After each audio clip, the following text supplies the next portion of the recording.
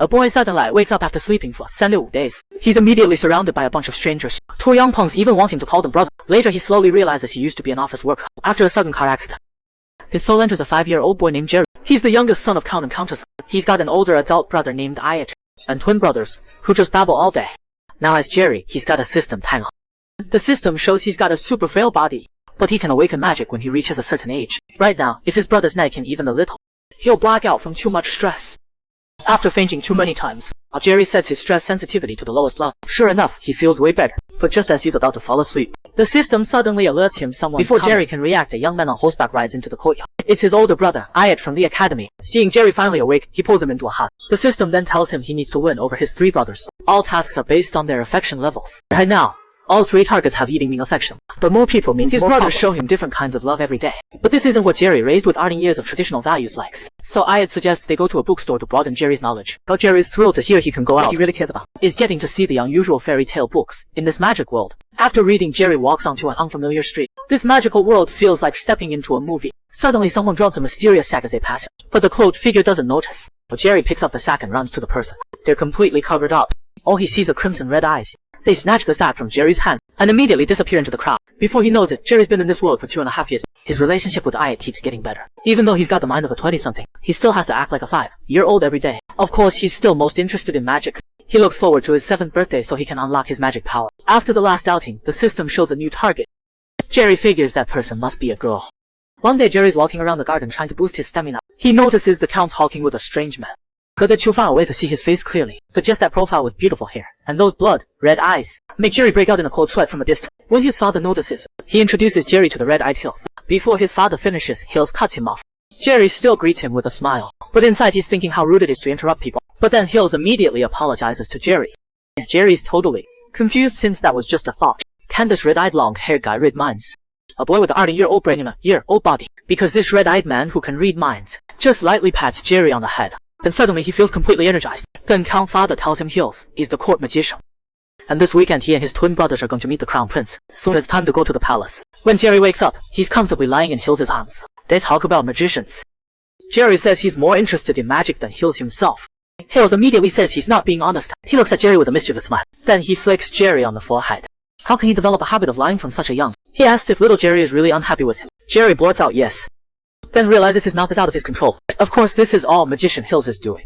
But from now until Jerry's 10, he can only tell the truth and can't lie. Then Jerry's brought before the crown prince. Jerry politely greets the crown prince, but the richly dressed, golden-haired crown prince ignores him. Is he staring at me because he's in love with me? The crown prince asks everyone to introduce what they're good at. The elders all have talents, but when it's Jerry's turn, he suddenly freezes. Facing the crimson questions. Repeated questions. I'm best at fainting. Want me to show you right now? The twin brothers are stunned. The crown prince has never heard anyone say that before, but facing the spell that makes him only tell the truth. Even if the crown prince's affection drops to 0, he can't help it. Then Jerry straight up asks the crown prince his name. Prince Galliang answers him without hesitation. This makes Jerry suspect the cloaked man he met on the street was the crown prince. The next day Jerry's called to the palace alone to keep him company. Of course, Crown Prince Galliang is one of his targets. As he's slowly heading there, he overhears 2 mates talking about the crown prince looking for companions. They mention Jerry. They say he's here to keep the 4th prince in check. Jerry picks up that the 4th prince isn't very welcome in the palace. Before he can think it through, a kitten suddenly jumps out of the bushes and knocks him down. The maids hear the noise and quickly leave. Jerry calls out the kitten named Butterfly. The kitten actually stops running away. It rubs its head against his hand. Suddenly a voice from the bushes says his name isn't Butterfly. A plainly dressed little boy with white hair crawls out. This kitten isn't called Butterfly. He's my brother. Jerry thinks it's not strange for this to happen in a magic world. He even wonders if the white kid might also be a cat. Then the white-haired boy explains it's just a normal cat. He even makes the kitten meow a few times for Jerry. Then Jerry gets a system notification. This white-haired target's affection increased by 1. Then they chat. Jerry's here because he got lost. He was supposed to go to Prince Galliang's palace. The white-haired boy realizes he's his brother's friend, but he can't enter his brother Galliang's palace. He introduces himself as Prince Illyrian. They say hello and goodbye. Jerry then loses consciousness from exhaustion. He collapses to the ground with a boy's soul enters a tiny 5-year-old. Now, he's caught up in the Empire's power struggle. After Jerry says goodbye to a haired boy not knowing he's the 4th prince, he immediately faints from lack of stamina. When he wakes up, he's in the palace. Hills, who's watching over him, asks how he found the palace. Jerry realizes he's fishing for information and just stays quiet. He didn't expect Jerry to already know not to lie, but to avoid questions instead. Soon Crown Prince Galliang walks in. He mentions he got to see Jerry's special fainting skill. Since it's late, he invites Jerry to stay for dinner. After the maids prepare dinner, Jerry thinks the crown prince is kind of like a boss. Shuggy gets up to him. Before he can speak, the crown prince talks first. When he says all the utensils here are made of silver, since the prince is showing off his wealth, Jerry immediately agrees. Wow, it's really silver. That's seriously loaded. But then the crown princess. Silver changes color when the utensils didn't change color, but Jerry's face looks off. He remembers what he heard earlier about keeping the fourth prince in check. Do they suspect the fourth prince would poison someone? The two have a tense conversation. The crown prince seems to warn Jerry not to do anything stupid. But he knows Jerry's special skill is just fainting. He probably won't dare to poison anyone. So Jerry, afraid of saying too much, just stuffs his face. A few days later, Jerry suddenly gets sick. Doctor says it is nothing serious. But the countess is still very worried. Even sheds tears of concern. She hopes he'll recover quickly. Soon Jerry is sent to the palace again. Magician Hills greets him again. Even though Jerry avoids eye contact with Hills, any complicated thoughts he has are read by Hills. Hills picks up Jerry and walks to the training grounds. Suddenly a little white cat jumps out of the bushes. Then the white-haired fourth prince crawls out pitifully. Seeing it's Jerry, he's super excited. Jerry politely greets him. Hills greets the fourth prince but gets no response. The fourth prince just asks Jerry to catch the kitten with him. Treated like he's invisible, Hills can only smile awkwardly. He notices there's a petal stuck on the white-haired boy's head. Jerry asks Hills to put him down. As soon as he lands, the white-haired boy grabs him to catch the kitten, but Jerry just wants to remove the petal from his head. And he already has plans, so he can't play with him. Seeing the white-haired boy look down sadly, they promise to play together next time. The system notifies him that Prince Illyria's affection increased. After saying goodbye to the openly emotional white boy, Hills asks Jerry, confused, how he became friends with the fourth prince. That's when Jerry fully realizes the white-haired boy is the fourth prince. Thinking about the palace power struggles, Jerry's wise eyes fill with fear. After Jerry arrives at the Crown Prince's training ground, since he doesn't know swordplay, but has to stay there, Hills tells him he can snack to pass the time. Soon a full spread of snacks is brought out. Jerry boredly munches on snacks, while watching Prince Galliang practice swordplay, thinking that at such a young age he might be poisoned. And even the fourth prince is caught up in this. Can't help but pity Prince Galliang. But then Jerry suddenly feels dizzy. The system shows his stamina rapidly drop. Magic amplified, toxins in body need to be expelled. Jerry immediately coughs up blood. Prince Galliang totally panics. After Jerry is taken to the bedroom, the fourth prince stands outside the window looking at him with guilt. The doctor says Jerry should be fine now. That moment expelled all the poison from his body. Prince Galliang worries about what poison could make him suffer like that. Hills already sees the magic power surrounding Jerry. Of course, he can read Jerry's thoughts. It's completely because magic power reacts to emotions. But strangely, the magic power around Jerry moves on its own. So Hills suspects today's snacks poisoned Jerry. Right now, he's thinking about the power struggle between the two princes. Prince Galliang called the children of major families to remind them to pick a side. But did they really need to hurt 6 years here? Galliang and Hills discuss today's events. He can't predict if the fourth prince did it, or if it was someone else. Soon Count Lut, who got the news, rushes over. After bringing Jerry home, Jerry soon wakes up, and Prince Galliang's affection skyrockets. This poisoning makes the Count and Countess even more protective. They won't even let him leave until he's fully recovered. One day Jerry's staring out the window. Suddenly several carriages pull up to the gate. Then servants carry in all kinds of gift boxes. They're all cookies and things to help recovery. Jerry can't help but think rich kids are seriously loaded. The servants relay that Jerry should just rest at home for now. Then the gate slowly opens again. It's fourth Prince Illyria. Jerry introduces the fourth prince to Count Father as his friend. Of course, as Jerry's friend, he came specially to keep his promise to play with Jerry. The fourth prince really is an emotional kid. Then Jerry reads a magic fairy tale book to the fourth prince. But the fourth prince seems more interested in Jerry. He asks if Jerry can also use magic. Jerry is only 6. He's too young to use magic. Hearing this, the fourth prince slowly moves closer to Jerry. They just lightly touch heads. The system notifies Jerry his magic skill awakened. Jerry also realizes the fourth prince, just 1 year old, has infused him with magic. Solon Hills rushes over in a panic.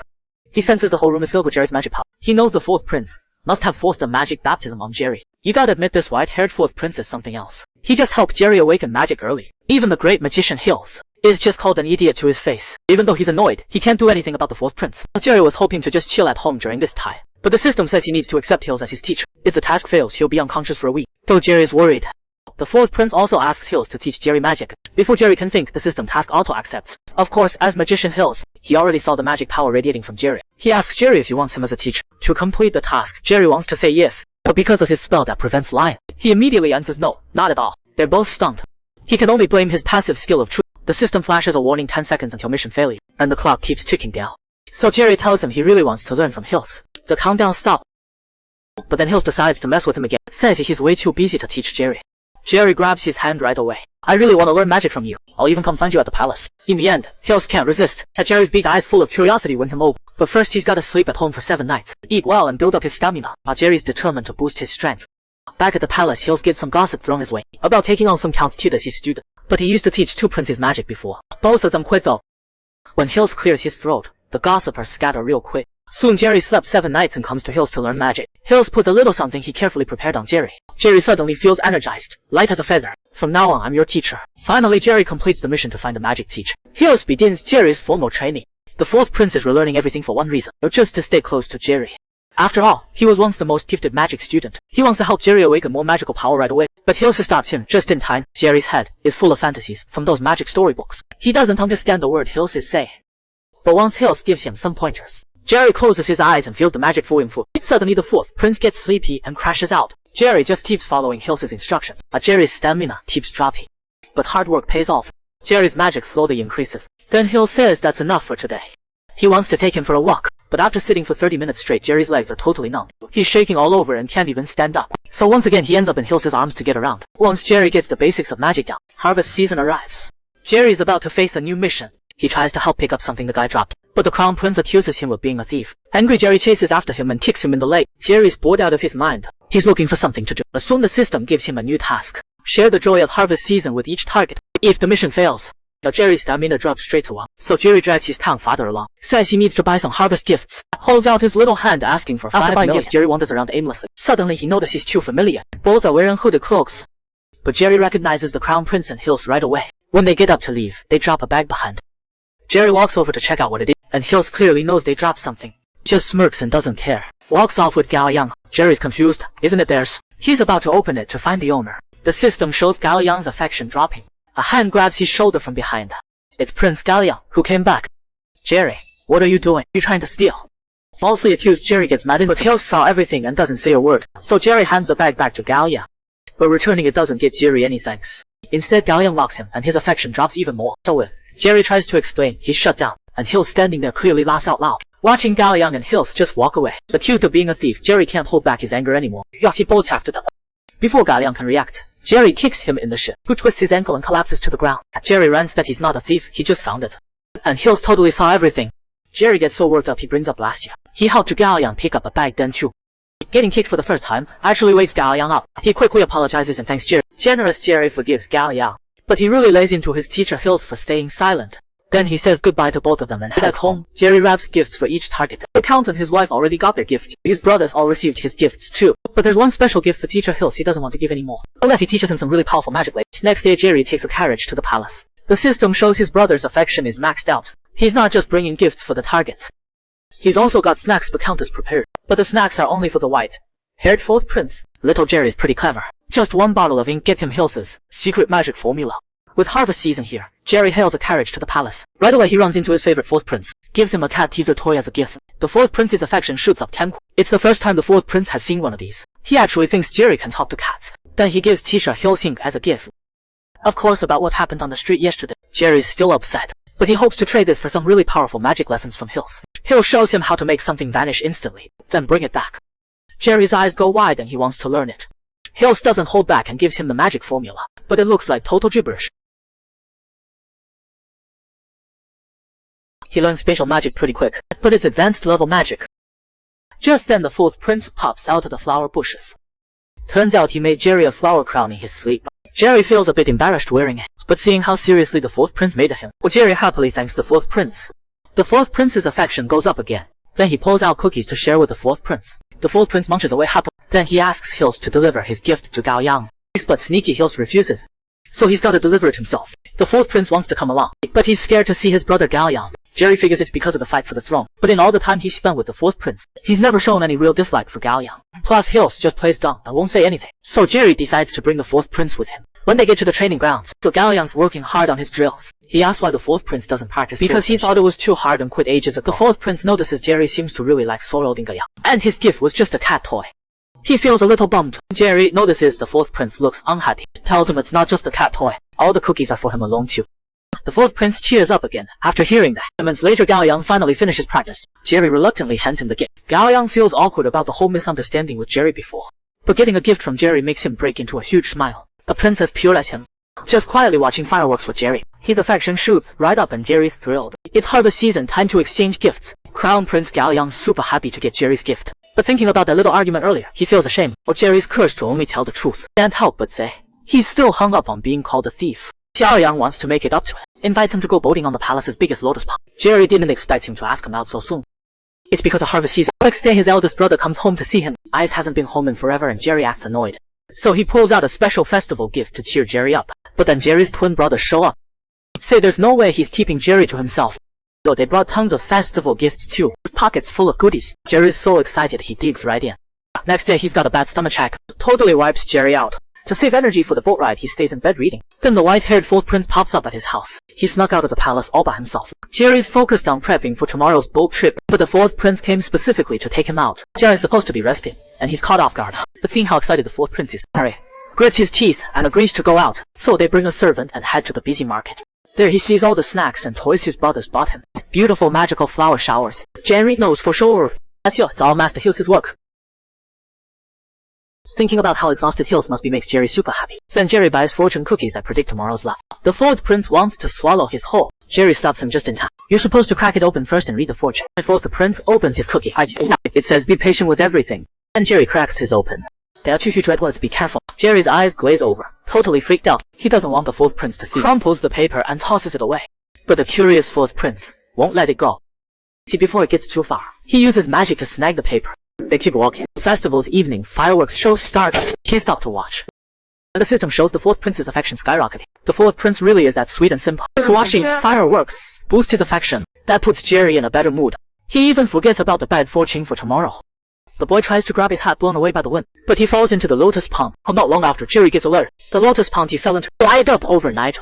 Invited for a boat ride, Jerry arrives at the pond with Hills. It's his first time seeing such a huge pool in the palace. Crown Prince Gaoyang isn't here yet, and the adorable fourth prince pops out of the bushes again. But Jerry thinks about bringing the little kitty on the boat too. But Hills shuts that down.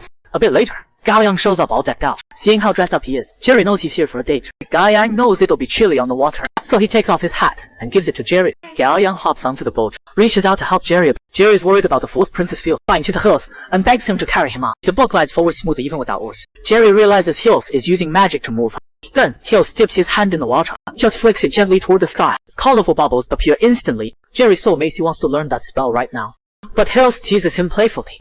It says it'll take 20 years to learn. Seeing Jerry's upset, he changes it to at least 10 years. The fourth prince quickly reassures Jerry he can do it now. He even shows Jerry he can make bubbles too, even more dazzling than Hills's. So Jerry tries it out skeptically. He copies the fourth prince's moves. Doesn't even make a splash, let alone colorful bubbles. But still, he believes it won't take him 10 years. But Gaoyang just laughs at him. We all admire the night scenery around the lotus pond. Jerry thanks Gaoyang for inviting him. But in this romantic atmosphere, he's got it's not just him and Gaoyang alone. As the boat nears the shore, wind picks up before Jerry can react, his hat blown. He reaches out to grab it. He ends up falling into the water. As sinking down memories of 4-year-old Jerry flash through his mind. Fear overwhelms him and he passes out. When he wakes up, 4 days have passed. The Countess is so happy to see him awake, but the memories flooding his mind still leave him feeling uneasy. Hills rushes over when he hears the news, but when Jerry sees his face, he passes out again. So the Count and Countess decide to take Jerry to the countryside to relax. Out in the country, Jerry soaks up the peaceful beauty of nature. Suddenly he gets another system notification. She's terrified of water, and this condition can't be lifted until he turns 11. Days go by. Jerry and Hills exchange letters. The letters mention recent events at the palace and showed how much the Crown Prince missed him. 5 years flew by, but Jerry turned 11. His fear of water was finally gone. At 11, he got a new set of quest objectives. 5 years passed in the blink of an eye. Little Jerry had grown into an 11-year-old boy. Seeing his big brother Ace come to celebrate his birth, unable to lie, he blurted out, "Brother, I love you." Ace's heart raced and his face turned red. Then he saw his twin brothers. They insisted on carrying him on the rocking horse. The whole family discussed returning to the capital. Even though Jerry was old enough for school, the Count wanted to wait another year. But Jerry didn't want that. He'd get to see the two princes at school. His brothers told Jerry about the academy. They mentioned the fourth prince who was close to Jerry. He hid his abilities to get into the shore division. He pulled off a whole scheme. When the professors found out, their blood pressure shot up. Jerry was pretty shocked hearing all this. But he believed that the fourth prince he liked wasn't like that. He was just a goofy kid who played with cats. Back in his room, Jerry pulled out the notebook he used to chat with the fourth prince. The fourth prince had put a spell on it. Whether Jerry wrote in his diary, or had something to say, whatever he wrote, the fourth prince could see it all. He once asked if the fourth prince drained the lotus pond, but never got an answer. Looking through their old conversations, Jerry smiled. The fourth prince must be 12 by now. Maybe what his brother said was just the fourth prince showing off for a girlfriend. Meanwhile, the fourth prince at the palace was hoping Jerry would hurry back. Soon it was Jerry's 12th birthday. Jerry's family returned to the capital. The system showed the target's affection had increased. This was what Jerry worried about most. He was scared that once affection went up, he'd have to do inappropriate things with his brothers. Jerry was the birthday boy today. His face lit up with a cheer, expressing his joy. Then suddenly Jerry vanished from the dining table. Hills had cast a spell and pulled this little trick, getting to see his magic teacher again. Jerry was thrilled, but when Hills lifted Jerry up, something felt off. "Did you gain weight? Why are you so heavy?" The two of them chatted about this and that, but neither wanted to admit they'd missed each other. Seeing Jerry refuse to say he'd missed him, Hills' face darkened. Jerry, thinking he got into Hills, was feeling pretty smug. Hills gently patted his shoulder. System notification passive skill generated. Jerry's inability to lie was now extended until he turned 60. Makes you wonder if the system and Hills were working together. They're both total jerks. In a flash, 12-year-old Jerry was back at the palace, finally seeing the white-haired fourth prince he'd been thinking about. And Gao Yang, handsome as a painting, though he also faced something annoying. That old dog Hills extended the no lying curse on him again. He had no choice but to angrily express how much he'd missed Hills. Hills' old face flushed red again. Hills, as his teacher, also noticed. As Jerry grew, the magic stone on his chest needed updating. So Hills took Jerry to see Crown Prince Gallian.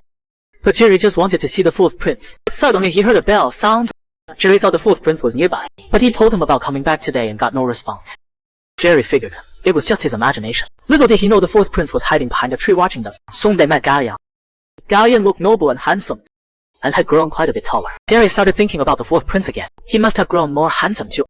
He asked Hills why the fourth prince wasn't around. He really wanted to see him. The system showed the fourth prince's affection increased. Jerry immediately started looking around, but there was no sign of the fourth prince. Then Jerry asked to visit somewhere he remembered. Gallian immediately guessed he meant the lotus pond. His honest mouth quickly confirmed Gallian's guess. Gallian laughed at his damned honesty. Since the lotus pond had been refilled with water, Gallian said they could walk around elsewhere. But Jerry, no longer afraid of water, insisted on the lotus pond. Gallian made a deal. Jerry could call him by his first name, then he'd take him. Jerry did it right away. Gallian couldn't hide his pleased smile.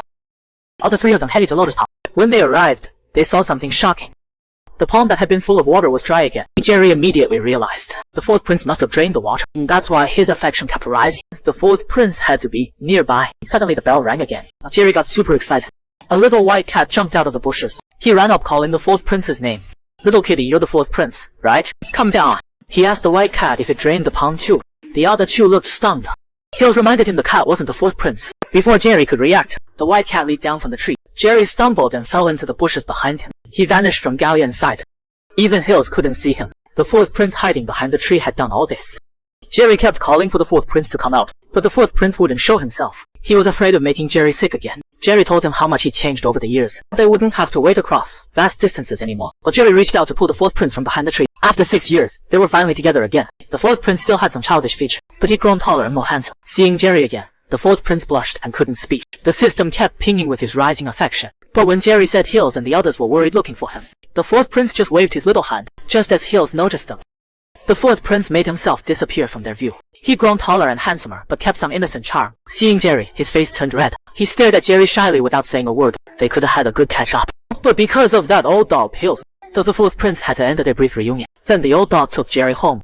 Jerry had been in the capital for a week now. Today was his first day at the Magic Academy, leaving home to start his new life learning magic. Jerry wore his custom formal outfit, still wearing the magic gem Hills gave her. That old dog took a whole week to make it for him. Seeing Jerry looking a bit nervous, his twin brothers wanted to tell him something fun. Their affection slowly rose. Jerry was thrilled at the academy gates. His brothers opened the gates for him. As Jerry stepped into the academy, he got a new quest notification. Introduce himself to his two roommates. Jerry wondered what his roommates would be like. His brothers dropped him at the magic dorm and left. When Jerry entered the dorm building, he understood why his brothers called magic students crows. The whole vibe was kind of creepy, but Jerry thought that made it cooler. After Jerry dragged his luggage to the dorm, his roommate who'd arrived earlier was fast asleep. Jerry couldn't just wake him up. He went to the window and opened it. The dark-haired guy shot up in bed. He cursed at Jerry to close it right now. Jerry was totally stunned. How was he supposed to do the quest with this roommate? Then Jerry stood his ground. He told him, I'm living in this room too. The dark-haired guy said his dad knew people and already talked to the principal. But Jerry wasn't some nobody either. The two started arguing. The dark-haired guy brought up his dad being on the merchant guild. Jerry hated that name-dropping move. The dark-haired guy was furious, ready to fight Jerry, while Jerry had his fist. Just when I thought these kids would actually throw down, Jerry noticed the dark-haired guy's student. Remembering he had a quest to complete, Jerry calmed down and stopped arguing with him. Just then, another roommate arrived, seeing the two with fierce expressions. The blonde guy's eyes went wide with fear. Jerry immediately put on a smile. He went up and introduced himself to the blonde guy Henry. When Jerry said he was Jerry Loot, both roommates freaked out. The dark-haired guy jumped out of bed, wanting to confirm if Jerry was really from the Loot family. But Jerry said it was rude to interrupt like that. He kept chatting happily with Henry. The dark-haired guy here and tried to buddy up to Jerry. He introduced himself to Jerry. Jerry figured he had a quest to finish, so he very reluctantly introduced himself to her. The Hiran immediately got all arrogant. Since you're Loot, let's get along from now on. But Jerry wasn't buying it. They started arguing again. Jerry kicked Hiran in the shin. Hiran started saying some nasty stuff. Jerry wasn't scared of him at all, but that one kick drained all his energy. He collapsed in front of them. If it were anyone else trying to romance 6 targets, they'd probably have given up by now. But Jerry had the system backing him up. He'd even guessed what the ending might be. But after arguing with his roommate Hiran, his energy was completely drained. He collapsed on the floor. A while later, Jerry woke up. His roommates looked at him with worried faces, but Jerry got up saying he had to go to the entrance ceremony. But Henry told him he'd already missed it. The third-year Hiran said there was no need to go anyway. It's more fun not going. Hiran asked Jerry how he was feeling. Jerry explained he just gets weak sometimes. Fainting or coughing up blood was pretty normal for him, and it wasn't contagious. A few days later, Jerry planned out his magic class schedule. Both roommates thought Jerry had lost his mind. Taking all those classes would wear anyone out. But Jerry wanted to learn things Hills hadn't taught him. Even if his body was weak, he pushed through. But after his twin brothers talked to him, he cut some classes. But Jerry was thrilled wearing the crow uniform. When he first got to the academy, he heard there was magic to read people's thoughts. But Jerry knew he had to learn that to deal with Hills. When Jerry got to the academy library, he was blown away. How would he find what he needed in this huge place? Just when he was feeling overwhelmed, the system offered to help him search. Jerry laughed out loud with joy, and accepting the guide quest would help with future romances. But Jerry didn't want to, but he forced himself to accept. With the system's help, he'd quickly learn about the ending with each target. The deadline was graduation. He figured he had plenty of time. Following the system's guidance, but Jerry found the books he needed in no time. So he got ready to flip through them for information. Someone slowly approached Jerry. It was Galleon, coming to study. After greeting each other, Galleon asked if Jerry was studying for tests, but Jerry couldn't control his mouth. He said he wanted to learn new magic to mess with that old dog Hills. Realizing he'd exposed himself, he quickly covered his mouth. Galleon just smiled. Then Galleon sat across from Jerry. After an hour of Jerry going through all the books, he still hadn't found anything about reading memories. Looking at Galleon, totally focused, Jerry admired his handsome face. The library noise and pages turning didn't bother him. As Crown Prince, he was probably used to people staring. Yawned, feeling tired. Galleon noticed him right away. His face lit up with a doting smile. He invited Jerry to go get some fresh air. Jerry noticed his handkerchief on the table. He rushed over to Galleon. When he tried to return it, Galleon said, "You found it, so you keep it." Jerry didn't get it, but he figured Galleon's position made him lonely, so he couldn't refuse. He happily accepted the handkerchief. The next day, real magic classes started, using magic to expand pockets. Jerry had heard Hills mention it before, but he was too young and could only memorize formulas. Suddenly, the system gave him a virtual storage space. Jerry just moved his quill near the little window. The storage instantly sucked it in and saved it. Jerry had his own system magic pocket. But the moment